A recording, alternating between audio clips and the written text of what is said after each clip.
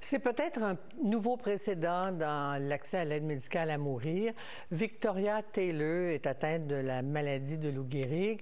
Elle vient d'obtenir le droit de mourir dans la dignité, dans son appartement. C'est le journal La Presse qui nous apprenait cette histoire ce matin, cette histoire de cette locataire qui se voyait refuser l'aide médicale à mourir par sa propriétaire qui a utilisé des prétextes pour la faire expulser de son logement. Son combat, elle l'a gagné devant le tribunal administratif de logement. Alors, on va parler de cette situation et de ce que le Québec a annoncé cet été aussi avec le docteur Georges Espérance, neurochirurgien, président de l'Association québécoise pour l'aide médicale à mourir dans la dignité. Bonsoir, docteur L'Espérance. Bonsoir, Mme Dussault. Alors, oui. Je vous ai pas entendu. Je ne sais pas si les gens à la maison vous ont entendu. Et dis félicitations pour votre 17e saison. Très bien, merci. Alors, on va faire attention aux communications.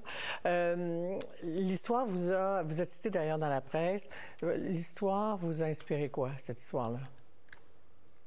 Bien, une grande tristesse pour cette dame qui, en plus d'avoir à subir une maladie qui est effroyable et dont la fin est inéluctable, se voit privée, tout au moins, d'une certaine sérénité face à ces dernières semaines, ces derniers mois, devant une propriétaire qui veut, et le jugement le dit très bien d'ailleurs, qui veut l'évincer de son logement en raison de sa demande d'aide médicale à mourir et du fait des croyances religieuses de la dame qui est la locatrice, en fait, la propriétaire. Donc, je trouve ça extrêmement désolant en termes d'empathie, de compassion, d'humanité. En même temps, depuis le début de l'aide médicale à mourir au Québec, vous avez dû mener des combats face à certains lieux, des maisons de soins palliatifs, notamment qui ne voulaient pas administrer l'aide médicale à mourir. On imposait le transfert de patients. Est-ce que c'est réglé sur ce plan-là? Pour les maisons de soins palliatifs, oui, depuis le 7 décembre 2023, suite à la nouvelle loi qui a été présentée par Mme Bélanger et qui a été adoptée, toutes les maisons de soins palliatifs ont l'obligation de fournir l'aide médicale à mourir si un patient le demande.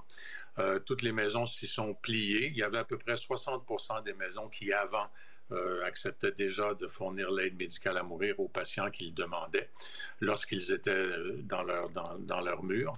Et maintenant, la seule chose qui est sous-jacente pour le moment, c'est que l'archevêché de Montréal a fait une demande en cours pour enlever la maison Saint-Raphaël d'Outremont, maison de soins palliatifs qui a été ouverte il y a à peu près 2 ans, de l'enlever de cette obligation.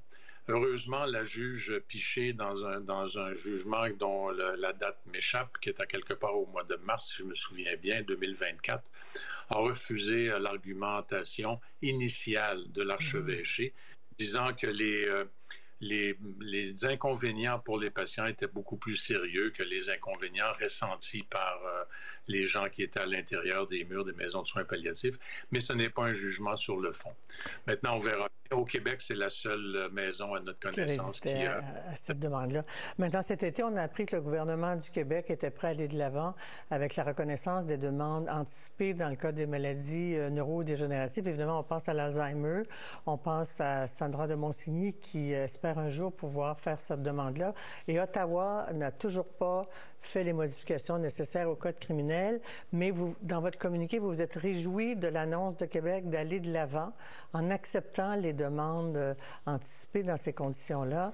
Est-ce que vous croyez que ça va se faire et que des médecins vont vouloir pratiquer l'aide médicale à mourir tant que le code criminel n'est pas modifié? Au nom de la juridiction québécoise, de la continuation des soins, puis que l'administration des soins, ça relève du Québec. Exact. Ben là, c'est une question légale, mais au point de vue de la population, 88% des Québécois sont en faveur des demandes anticipées pour les maladies neurodégénératives cognitives. 83% des Québécois sont aussi en faveur. Le Québec a voté et adopté sa loi. Madame la ministre Bélanger a dit qu'à l'automne 2024, elle devrait être prête.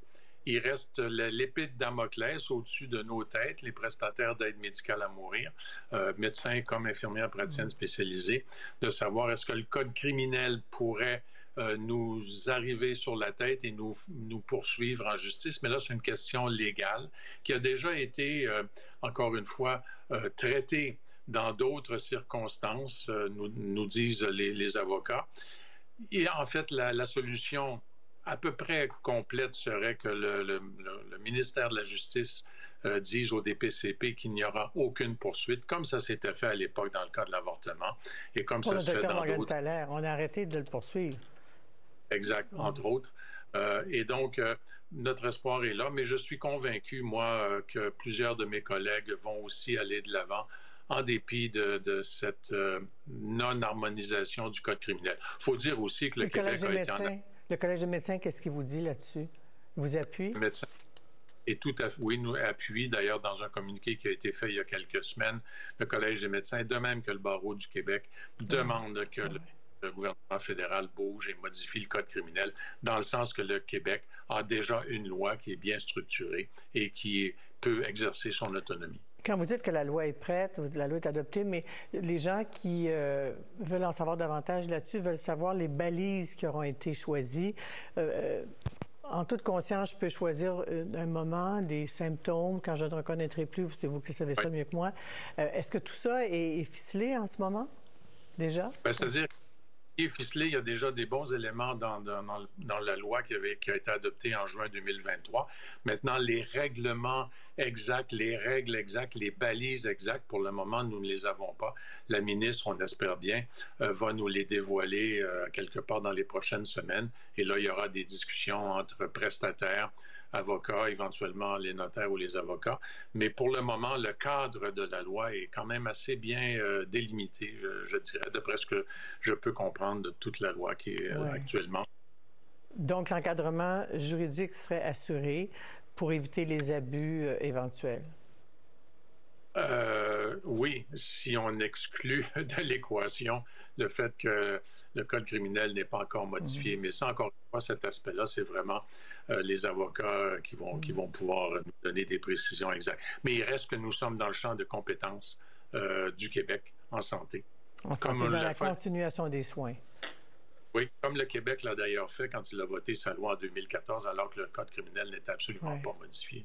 D'accord. Je comprends de votre côté que plusieurs médecins iraient de l'avant, même si le Code criminel n'était pas modifié.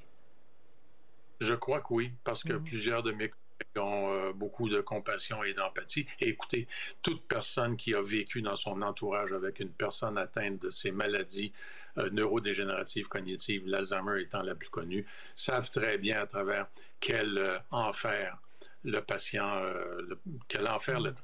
traverse, de même que tous ses proches qui le voient dépérir de mois en mois. Et c'est vraiment, il n'y a rien de très honorable et surtout pas de très digne dans tout cela. Très bien. Merci, Dr. L'Espérance, d'avoir fait le point de la situation là-dessus. C'est un sujet très important. Merci à vous. Au revoir. Madame Dussault, bonne soirée.